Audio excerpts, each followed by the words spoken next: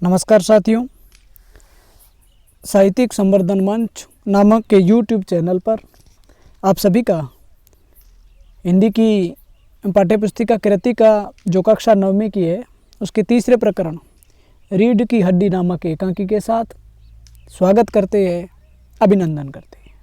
जगदीश चंद्र माथुर की यह एकांकी मध्यवर्गीय समाज में स्त्रियों के प्रति जो रूढ़िवादिता है या स्त्रियों के प्रति जो धारणा है उसका किस प्रकार से चित्रण किया गया है और इसके साथ साथ स्त्रियों को किस प्रकार से शिक्षा दी जा सकती है और शिक्षक से उनके अंदर आत्मविश्वास और साहस परिलक्षित होता है।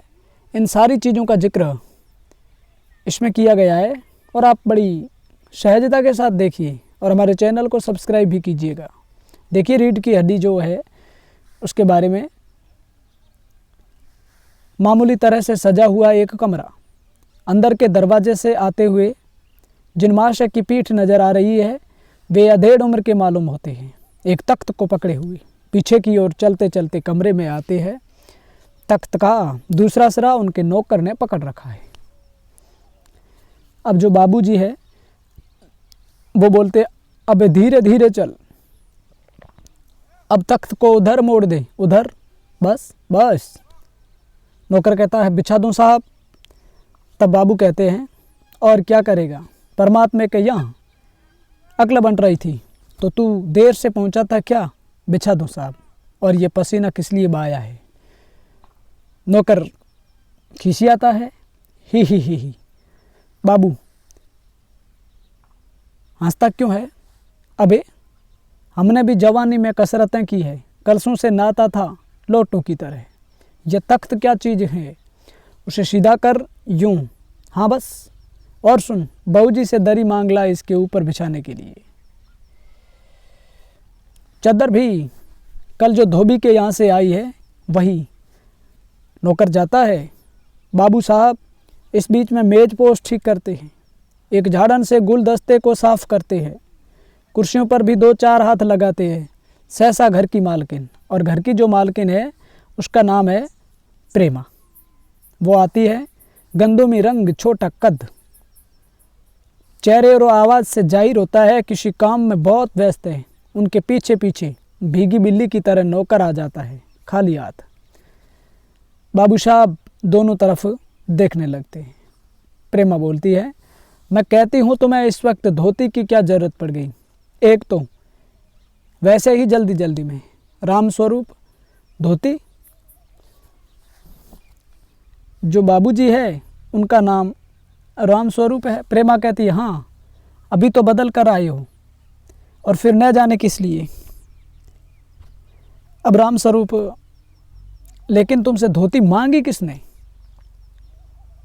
अब प्रेमा जो है वो कहती है, यही तो कह रहा था रतन। रतन जो है इनके घर का नौकर है, उनको भेजा था तो वो जाकर के धोती मांगता है।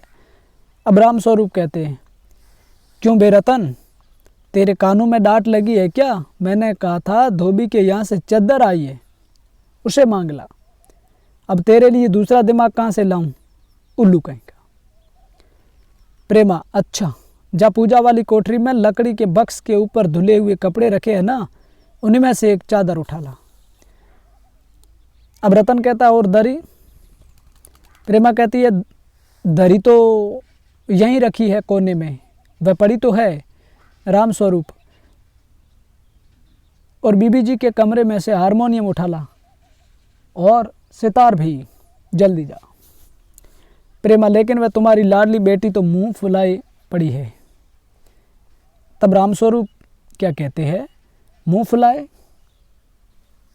और तुम उसकी माँ, किस मर्ज की दवा हो। जैसे तैसे करके तो वे लोग पकड़ में आए हैं। अब तुम्हारी बेवकूफ़ी से सारी मेहनत बेकार जाए तो मुझे मत दोष देना। यानी कि जो उनकी लड़की है जिनके लिए एक ब्याह रचाने का या एक रिश्ता करने की बात है, वो इस तरह से नाराज़ है। तो राम स्वरूप प्रेमा को कहते हैं कि उनको मनाना आपका काम है, उनको प्रश्न करना आपका काम है, क्योंकि जो रिश्तेदार आए हैं उनके लिए हम जो यह सारी सेवा कर रही हैं। प्रेमा, तो मैं ही क्या करूं, सारे जतन करके तो हार गई। तुम्ही ने उसे पढ़ा लिखा कर इतना सिर चढ़ा रखा है। मेरी समझ में तो ये पढ़ाई लिखाई के जंजाल आते नहीं। अपना ज़माना अच्छा था, आई पढ़ ली, गिनती सीख ली और बहुत हुआ तो स्त्री सुबोधनी पढ़ ली। सच पूछो तो स्त्री सुबोधनी में ऐसी ऐसी बातें लिखी है, ऐसी बातें कि तुम्हारी BA MA की पढ़ाई होगी और आजकल के तो लक्षण ही अनोखे हैं। रामस्वरूप, ग्रामोफोन बाजा होता है ना प्रेमा, क्यों? रामस्वरूप कहता है 2 तरह का होता है, एक तो आदमी का बनाया हुआ, उसे एक बार चलाकर जब चाहे तब रोक लो, और दूसरा परमात्मा का बनाया हुआ रिकॉर्ड, एक बार चढ़ा तो रुकने का नाम नहीं। प्रेमा बताती है, हटो भी, तुम्हें ठठोली ही सूझती रहती है। यह तो होता नहीं कि उस अपनी उमा को राह पर लाते। अब देर ही कितनी रही है उन लोगों के आने में। उमा जो है वो प्रेमा और रामस्वरूप की लड़की है, और चौथा जो पात्र हमने देखा रतन, वो इस घर का मालिकाना नौकर है। रामस्वरूप तो हुआ क्या? प्रेमा, तुम्ही ने तो कहा था कि जरा ठीक ठाक करके नीचे लाना। आजकल तो लड़की कितनी ही सुंदर हो, बिना टीम टाम के भला कौन पूछता है। इसी मारे मैंने तो पौंडर वोंडर उसके सामने रखा था, पर उसे तो इन चीज़ों से न जाने किस जन्म की नफरत है। मेरा कहना था कि आंचल में मुंह लपेट कर लेट गई। भाई मैं बाज आई तुम्हारी उस लड़की से या इस लड़की से। अब देखिए रामस्वरूप बात क्या करते हैं, न जाने कैसा दिमाग है इसका, वरना आजकल की लड़कियों के सारे तो पौंडर का कारोबार चलता है, यानी कि सौंदर्य प्रसाधन की जो सामग्रियाँ है वो सबसे ज़्यादा खर्च आधुनिक लड़कियां करती है। लेकिन उनकी उमा क्यों नहीं कर पा रही है या क्यों नहीं कर रही है? आगे देखिएगा प्रेमा क्या कहती है, अरे मैंने तो पहले ही कहा था इंट्रेंस ही पास करा लेते, लड़की अपने हाथ रहती और इतनी परेशानी नहीं उठानी पड़ती। पर तुम तो रामस्वरूप चुप चुप, तुम्हें कतई अपनी ज़बान पर काबू नहीं है। कल ही ये बता दिया था कि उन सब लोगों के सामने जिक्र और ढंग से होगा, मगर तुम तो अभी से सब कुछ उगले देती हो। उनके आने तक तो न जाने क्या हाल करोगी। प्रेमा, अच्छा बाबा मैं न बोलूँगी, जैसी तुम्हारी मर्जी हो करना, बस मुझे तो मेरा काम बता दो। यानी कि ये एक पति और पत्नी के बीच में किस प्रकार का संवाद होता है, कन्वर्सेशन होता है, बातचीत होती है, जिक्र किया जा रहा है। रामस्वरूप, तो उमा को जैसे हो तैयार कर लो, न सही पाउडर, वैसे कौन बुरी है, पान लेकर भेज देना उसे, और नाश्ता तो तैयार है ना। आ गया रतन, इधर ला, इधर बाजा नीचे रख दे, चद्दर खोल, पकड़ तो जरा उधर से। अब प्रेमा जो है वो कहती है नाश्ता तो तैयार है, मिठाई तो वे लोग ज़्यादा खाएंगे नहीं, कुछ नमकीन चीज़ें बना दी है, फल रखे है ही, चाय तैयार है और टोस्ट भी, मगर हाँ मक्खन तो आया ही नहीं। रामस्वरूप, क्या कहा? मक्खन नहीं आया? तुम्हें भी किस वक्त याद आई है? जानती हो कि मक्खन वाले की दुकान दूर है, पर तुम्हें तो ठीक वक्त पर कोई बात सूझती ही नहीं। अब बताओ रतन मक्खन लाए कि यहाँ का काम करे? दफ्तर के चपरासी से कहा था आने के लिए, सो नखरम के मारे, यानी कि वो आया नहीं। प्रेमा, यहाँ का काम कौन ज़्यादा है, कमरा तो सब ठीक ठाक है ही, बाजा सितार आ ही गया, नाश्ता यहाँ बराबर वाले कमरे में ट्रे में रखा हुआ है, सो तुम्हें पकड़ा दूंगी, एक आध चीज़ खुद ले आना। इतनी देर में रतन मक्खन ले ही आएगा, 2 आदमी ही तो है। ये एक प्रकार से मेहमान की अगवानी के लिए जो व्यवस्था करनी होती है, सारा काम चल रहा है उमा के रिश्ते के लिए। रामस्वरूप, हाँ, एक तो बाबू गोपाल प्रसाद और दूसरा खुद लड़का है जो संबंधी बन करके आ रही है, रिश्ते के लिए आ रही है। देखो उमा से यह कह देना कि ज़रा करीने से आए, ये लोग ज़रा ऐसे ही है। गुस्सा तो मुझे बहुत आता है इनके दकियानूसी ख्यालों पर। खुद पढ़े लिखे हैं, वकील है, सभा सोसाइटियों में जाते हैं, मगर लड़की चाहते हैं कि ज़्यादा पढ़ी लिखी न हो। ये गोपाल प्रसाद के बारे में यहाँ रामस्वरूप कह रहे हैं कि पढ़े लिखे वकील सभा सोसाइटियों में जाने के बावजूद भी घर पर लाने वाली बहू कम पढ़ी लिखी उनको चाहिए। प्रेम और लड़का, रामस्वरूप बताया तो था तुम्हें, बाप शेर है तो लड़का सवा शेर। BSc के बाद लखनऊ में ही तो पढ़ता है, मेडिकल कॉलेज में। कहता है कि शादी का सवाल दूसरा है, तालीम का दूसरा। क्या करूं, मजबूरी है। मतलब अपना है, वरना इन लड़कों और इनके बापों को ऐसी कोरी कोरी सुनाता कि ये भी। रतन, बाबूजी बाबूजी। रामस्वरूप, क्या है? रतन कहता, कोई आते हैं, कहने का आशय यह है कि मेहमान ने घर में प्रवेश कर दिया। रामस्वरूप, अरे प्रेमा, वे आ भी गई। अरे तू यहीं खड़ा है बेवकूफ़, गया नहीं मक्खन लाने? सब चौपट कर दिया। अबे उधर से नहीं, अंदर के दरवाजे से जा। और तुम जल्दी करो प्रेमा, उमा को समझा देना, थोड़ा सा गा देगी।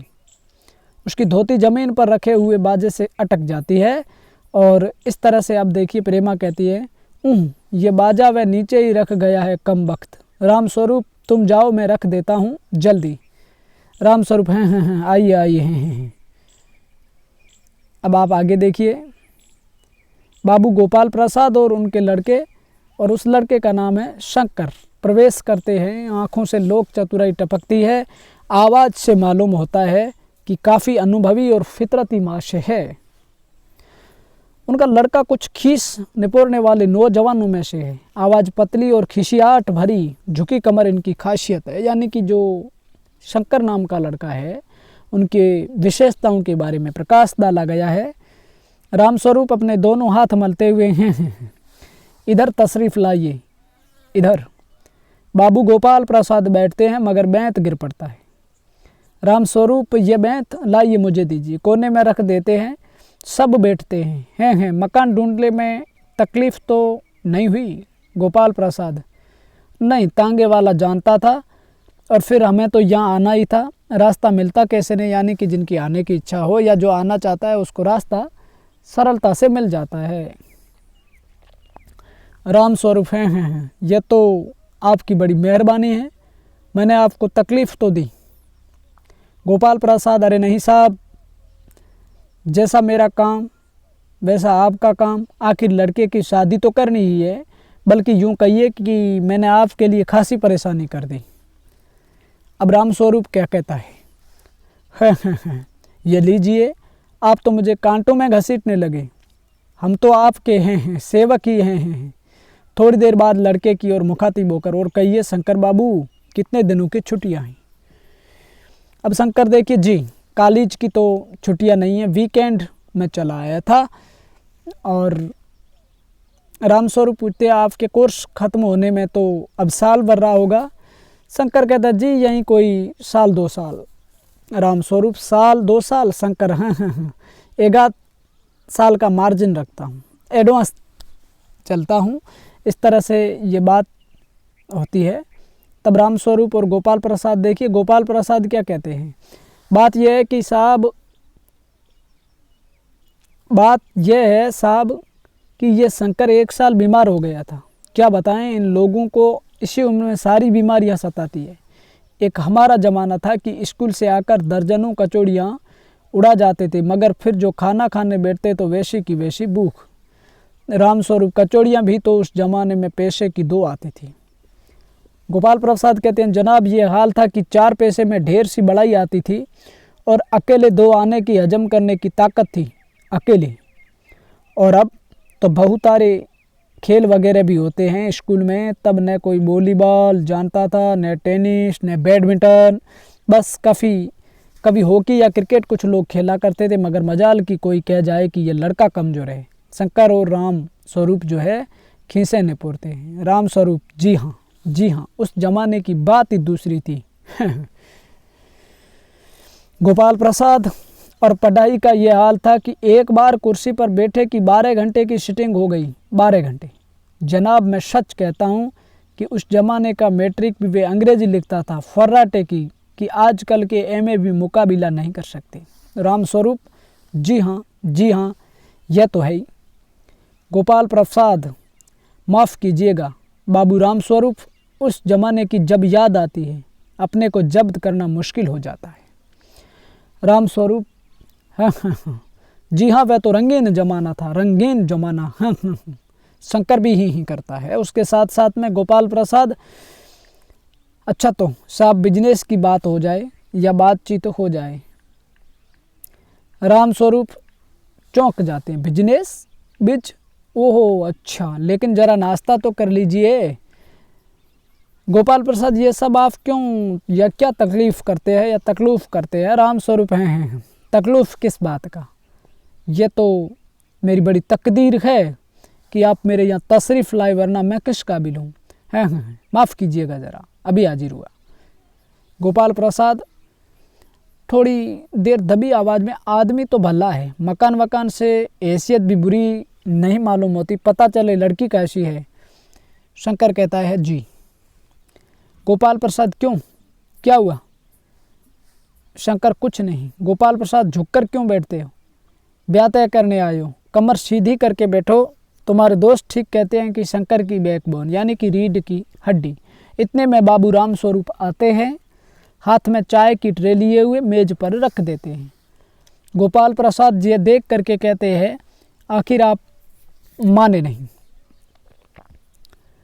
राम स्वरूप, हाँ, आपको विलायती चाय पसंद है या हिंदुस्तानी? गोपाल प्रसाद, नहीं नहीं साहब, मुझे आधा दूध और आधी चाय दीजिए, और ज़रा चीनी ज़्यादा डालिएगा। मुझे तो भाई ये नया फैशन पसंद नहीं। एक तो वैसे ही चाय में पानी काफ़ी होता है, और फिर चीनी भी नाम के लिए डाली जाए तो जाए का क्या रहेगा? राम स्वरूप, हैं, कहते तो आप सही है। शंकर, सुना है सरकार अब ज़्यादा चीनी लेने वालों पर टैक्स लगाएगी। गोपाल प्रसाद, सरकार जो चाहे सो कर ले, पर अगर आमदनी करनी है तो सरकार को बस एक ही टैक्स लगाना चाहिए। राम स्वरूप, वह क्या? गोपाल प्रसाद, खूबसूरती पर टैक्स। मजाक नहीं साहब, यह ऐसा टैक्स है जनाब कि देने वाले चूं भी न करे। बस शर्त यह है कि हर एक औरत पर यह छोड़ दिया जाए कि वह अपनी खूबसूरती के स्टैंडर्ड के माफिक अपने ऊपर टैक्स तय कर ले। फिर देखिए सरकार की कैसी आमदनी बढ़ती है। राम स्वरूप जोर से हंसते हुए, वाह वाह, खूब सोचा आपने। वाकई आजकल ये खूबसूरती का सवाल भी बेढब हो गया है। हम लोगों के ज़माने में तो ये कभी उठता भी न था। तस्तरी गोपाल प्रसाद की तरफ बढ़ाते हैं, लीजिए। गोपाल प्रसाद समोसा उठाते हुए, कभी नहीं साहब, कभी नहीं। राम स्वरूप, आपका क्या ख्याल है शंकर बाबू? शंकर को पता नहीं पड़ता है, पूछते किस मामले में? तब राम स्वरूप कहते हैं, यही कि शादी तय करने में खूबसूरती का हिस्सा कितना होना चाहिए। गोपाल प्रसाद बीच में ही बोलते हैं, ये बात दूसरी है बाबू राम स्वरूप, मैंने आपसे पहले भी कहा था, लड़की का खूबसूरत होना निहायत ज़रूरी है। कैसे भी हो, चाहे पाउडर वगैरह लगाए, चाहे वैसे ही। बात यह है कि हम आप मान भी जाएं, मगर घर की औरतें तो राजी नहीं होती। आपकी लड़की तो ठीक है। अब राम स्वरूप कहते, जी हाँ, वह तो अभी आप देख लीजिएगा। गोपाल प्रसाद, देखना क्या, जब आपसे इतनी बातचीत हो चुकी है तब तो ये रस्म ही समझिए। राम स्वरूप, हैं, ये तो आपका मेरे ऊपर भारी एहसान है। गोपाल प्रसाद, और जायचा तो मिल ही गया होगा? जी, जायचे का मिलना क्या मुश्किल बात है, ठाकुर जी के चरणों में रख दिया, बस खुद ब खुद मिला हुआ समझिए। गोपाल प्रसाद, ये ठीक कहा आपने, बिल्कुल ठीक। लेकिन हाँ, ये जो मेरे कानों में भनक पड़ी है, ये तो गलत है ना? राम स्वरूप चौंक जाते, कौन सी भनक, या पूछते क्या?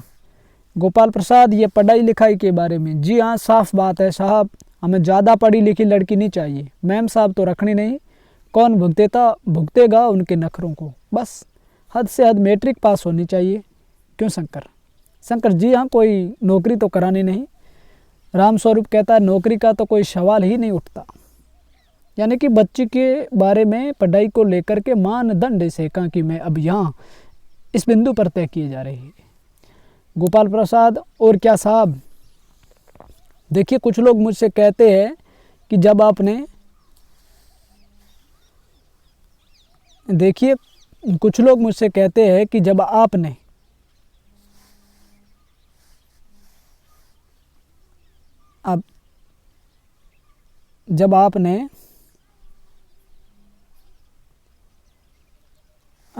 अपने लड़कों को BA MA तक पढ़ाया है, तब उनकी बहुएं भी ग्रेजुएट लीजिए। भला पूछिए इन अक्ल के ठेकेदारों से कि क्या लड़कों की पढ़ाई और लड़कियों की पढ़ाई एक बात है? अरे मर्दों का काम तो है पढ़ना और काबिल होना। अगर औरतें भी वहीं अंक करने लगी, अंग्रेजी अखबार पढ़ने लगी और पॉलिटिक्स वगैरह पर बहस करने लगी, तब तो हो चुकी गृहस्थी। जनाब, मोर के पंख होते हैं मोरनी के नहीं, शेर के बाल होते हैं शेरनी के नहीं। ये गोपाल प्रसाद एक प्रकार से पुरुषों की शिक्षा और स्त्रियों की शिक्षा पर अपने दकियानूसी मत व्यक्त करते हैं। राम स्वरूप, जी हाँ, और मर्द के दाढ़ी होती है औरत के नहीं। शंकर भी हंसता है मगर गोपाल प्रसाद गंभीर हो जाते हैं। गोपाल प्रसाद, हाँ, वह भी सही है। कहने का मतलब यह है कि कुछ बातें दुनिया में ऐसी है जो सिर्फ मर्दों के लिए है और ऊंची तालीम भी ऐसी चीज़ों में से एक है, यानी कि उच्च शिक्षा भी बच्चियों को नहीं बल्कि पुरुषों को ही मिलना एकाधिकार माना गया है। शंकर को रामस्वरूप कह रहे हैं, चाय और लीजिए। शंकर कहता है, धन्यवाद, पी चुका। रामस्वरूप, आप? गोपाल प्रसाद, बस साहब, अब तो ख़त्म ही कीजिए। रामस्वरूप, आपने तो कुछ खाया ही नहीं, चाय के साथ टोस्ट नहीं थे क्या? बताएं, मक्खन। गोपाल प्रसाद, नाश्ता ही तो करना था साहब, कोई पेट तो भरना था नहीं, और फिर टोस्ट वोस्ट में खाता भी नहीं। रामस्वरूप, फिर अंदर के दरवाजे की तरफ मुँह का कर जरा जोर से, अरे जरा पान भिजवा देना, सिगरेट मंगवाऊं? गोपाल प्रसाद, जी नहीं। रामस्वरूप, पानी की तस्तरी हाथों में लिए उमा आती है। इस बीच सादगी के कपड़े, गर्दन झुकी हुई। बाबू गोपाल प्रसाद आंखें गड़ाकर और शंकर आंखें छिपाकर उसे ताक रहे हैं। रामस्वरूप, हैं, यही है आपकी लड़की है। लाओ बेटी, पान मुझे दो। उमा पान की तस्तरी अपने पिता को देती है। उस समय उसका चेहरा ऊपर को उठ जाता है और नाक पर रखा हुआ सोने की रिम वाला चश्मा दिखता है। बाप बेटे चौंक उठते हैं। गोपाल प्रसाद और शंकर एक साथ, चश्मा? रामस्वरूप, जी, वह पिछले महीने में इसकी आंखें दुखनी आ गई थी, सो कुछ दिनों के लिए चश्मा लगाना पड़ रहा है या लगाना पड़ा है। गोपाल प्रसाद कहते हैं, पढ़ाई वढ़ाई की वजह से तो नहीं है कुछ? रामस्वरूप, नहीं साहब, वह तो मैंने अर्ज किया ना, यानी कि पढ़ाई के कारण ये चश्मा मेरी बेटी को या उमा को नहीं लगा है। गोपाल प्रसाद, संतुष्ट होकर कुछ कोमल स्वर में, बैठो बेटी। रामस्वरूप, वहाँ बैठ जाओ उमा। उस तख्त पर अपने बाजे के पास उमा बैठ जाती है। अंदर आती है, एंट्री होती है, बैठ जाती है। गोपाल प्रसाद, चाल में तो कुछ खराबी है नहीं, चेहरे पर भी छवि है। हाँ, कुछ गाना बजाना सीखा है? रामस्वरूप, जी हाँ, सितार भी और बाजा भी। सुनाओ तो उमा एक आध गीत सितार के साथ। उमा सितार उठाती है। थोड़ी देर बाद मीरा का मशहूर गीत मेरे तो गिरधर गोपाल दूसरों ने कोई गाना शुरू कर देती है। स्वर से जाहिर है कि गाने का अच्छा ज्ञान है। उसके स्वर में तल्लीनता आ जाती है, जहाँ तक कि उसका मस्तक उठ जाता है। उसकी आंखें शंकर की झेंपती सी आंखों से मिल जाती है और वह गाते गाते एक साथ रुक जाती है। रामस्वरूप, क्यों, क्या हुआ? गाने को पूरा करो उमा। गोपाल प्रसाद, नहीं साहब, काफ़ी है, लड़की आपकी अच्छा गाती है। उमा सितार रखकर अंदर जाने को उठती है। गोपाल प्रसाद, अभी ठहरो बेटी। रामस्वरूप, थोड़ा और बैठी रहो। उमा बैठती है। गोपाल प्रसाद, तो तुमने पेंटिंग भी? उमा चुप रहती है। रामस्वरूप कहता, हाँ, वह तो आपको बताना भूल ही गया। ये जो तस्वीर टंगी हुई है कुत्ते वाली, इसी ने खींची है, और वह उस दीवार पर भी। गोपाल प्रसाद, यह तो बहुत अच्छा है, और सिलाई वगैरह? रामस्वरूप, सिलाई तो सारे घर की इसी के जिम्मे रहती है, यहाँ तक कि मेरी कमीज़ें भी। गोपाल प्रसाद, ठीक, लेकिन हाँ बेटी, तुमने कुछ इनाम विनाम भी जीते हैं? उमा चुप। रामस्वरूप इशारे के लिए खांसते हैं, लेकिन उमा चुप है, उसी तरह गर्दन झुकाए। गोपाल प्रसाद अधीर उठते हैं और रामस्वरूप शक पकाते हैं। रामस्वरूप, जवाब दो उमा। हाँ, जरा शर्माती है, इनाम तो इसने। गोपाल प्रसाद कहते हैं, ज़रा ऐसे भी तो मुंह खोलना चाहिए, यानी कि बार बार रामस्वरूप बच्ची के जवाब दिए जा रहे हैं। कम से कम गोपाल प्रसाद का कहना है कि बच्ची को भी तो बोलने दिया जाए। उमा हल्की लेकिन मजबूत आवाज़ में, क्या जवाब दूं बाबूजी? जब कुर्सी मेज बिकती है तब दुकानदार कुर्सी मेज से कुछ नहीं पूछता, सिर्फ खरीदार को दिखला देता है, पसंद आ गई तो अच्छा है, वरना। रामस्वरूप चौंक करके खड़े हो जाते हैं। उमा उमा, अब मुझे कह लेने दीजिए बाबूजी, ये जो माँ से मेरे खरीदार बनकर आए हैं, इनसे ज़रा पूछिए कि क्या लड़कियों के दिल नहीं होता, क्या उनके चोट नहीं लगती, क्या बेबस भेड़ बकरियां हैं जिन्हें कसाई अच्छी तरह देखभाल कर। गोपाल प्रसाद ताब में आते हैं। बाबू राम स्वरूप, आपने मेरी इज्जत उतारने के लिए मुझे यहाँ बुलाया था। उमा, जी हाँ, और हमारी बेइज्जती नहीं होती जो आप इतनी देर से नाप तोल कर रही हैं। और ज़रा अपने इन साहबजादे से पूछिए शंकर के बारे में कि अभी पिछली फरवरी में ये लड़कियों के हॉस्टल के इर्द गिर्द क्यों घूम रहे थे और वहाँ से कैसे भागाए गए थे। शंकर, बाबूजी चलिए। गोपाल प्रसाद, लड़कियों के हॉस्टल में? क्या तुम कॉलेज में पढ़ी हो? उमा, जी हाँ, कॉलेज में पढ़ी हूँ, मैंने बीए पास किया है, कोई पाप नहीं किया, कोई चोरी नहीं की, और न आपके पुत्र की तरह ताक झांक कर कायरता दिखाई है। मुझे अपनी इज्जत, अपनी मान का ख्याल तो है, लेकिन इनसे पूछिए कि ये किस तरह नौकरानी के पैरों पड़कर अपना मुंह छिपाकर भागे थे। यानी कि जो संबंध निर्धारित करने आए थे शंकर के लिए, वो शंकर खुद भी एक प्रकार से इस आचरण से लिप्त रहा, जिन पर प्रश्न उमा खुद ने उठाए। रामस्वरूप, उमा, उमा, गोपाल प्रसाद, बाबू, बस हो चुका बाबू रामस्वरूप, आपने मेरे साथ दगा किया। आपकी लड़की बीए पास है और आपने मुझसे कहा था कि सिर्फ मैट्रिक तक पढ़ी है। लाइए मेरी छड़ी कहाँ है, मैं चलता हूँ, बैंत ढूंढ कर उठाते हैं। बीए पास, उफो गजब हो जाता, झूठ की भी या झूठ का भी कुछ ठिकाना है। आओ बेटे चलो। उमा, जी हाँ, ज़रूर चले जाइए, लेकिन घर जाकर ज़रा ये पता लगाइएगा कि आपके लाडले बेटे के रीढ़ की हड्डी भी है या नहीं, यानी बैकबोन। बैकबोन। बाबू गोपाल प्रसाद के चेहरे पर बेबसी का गुस्सा है और उनके लड़के के रुलासापन दोनों बाहर चले जाते हैं।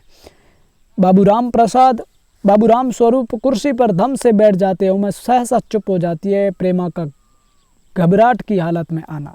प्रेमा, उमा, उमा रो रही है। यह सुनकर राम स्वरूप खड़े हो जाते हैं। रतन आता है। रतन बोलता है, बाबूजी मक्खन। सब रतन की तरफ देखते हैं और पर्दा गिरता है। और इस तरह से रीढ़ की हड्डी नामक जगदीश चंद्र माथुर की जो एकांकी है, जिसमें पात्रों की बात करें तो राम स्वरूप प्रेमा पति पत्नी है, उनकी पुत्री का नाम उमा है जिसके लिए विवाह किया जा रहा है, नौकर का नाम रतन है, और जो संबंधी या रिश्तेदार आ रहे हैं उसमें जो बाबू गोपाल प्रसाद है उनके बेटे शंकर की बात की जा रही है। तो इस तरह से ये एकांकी हमारे समाज में प्राचीन विचारधाराओं या जो धक्यानुशी विचारधारा स्त्री शिक्षा को लेकर के उसका, और शिक्षा के बाद में स्त्री में जैसा कि उमा में हमने देखा किस तरह के आत्मविश्वास के साथ में वो उनका सामना करती है, ये सारी चीज़ों का जिक्र हुआ। और इस तरह से रीढ़ की हड्डी नामक एकांकी पूरी होती है। मिलेंगे इस प्रकार के अच्छे से अच्छे और अच्छे पाठों के साथ में। इस वीडियो में आप सभी से लेते हैं इजाज़त। जय हिंद, वंदे मातरम।